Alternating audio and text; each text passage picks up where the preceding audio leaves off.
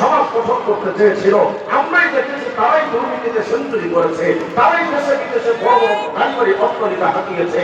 তাদের মাধ্যমে এই দেশের 18 কোটি মানুষের ভাগ্যের পরিবর্তন হয়নি, শুধুমাত্র তাদের ভাগ্যের পরিবর্তন করে তারা দেশে বিদেশে বড় বড় গাড়ি অট্টালিকা করে কোটি কোটি সহস্র মিলিয়ন বিলিয়ন ট্রিলিয়ন কোটি টাকার মালিক হয়েছে। এই দেশের মানুষের কবলে তারা শান্তি এনে দিতে পারেনি। অতীতের 53 বছরে কোনো সরকার পারেনি। আজও পর্যন্ত এখনো পর্যন্ত যে সরকার আমার বাংলাদেশে আছে, ওরা একই ধোঁকাবাজের আশ্রয় দিচ্ছেন। ওরাও বলছেন আমরা কিছুদিন থাকি, দেশকে সংস্কার করে যায়। এটাও ধোঁকাবাজি, এটাও আইওয়াশ, এটাও এই জাতির সাথে প্রতারণা।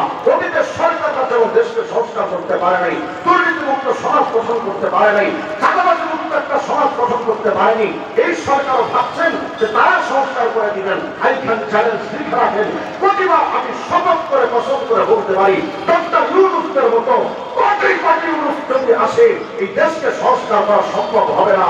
আরে 53 বছরে এই দেশ সংস্কার হয়নি, সুন্দরভাবে আলোচিত সমাজ গঠন হয়নি।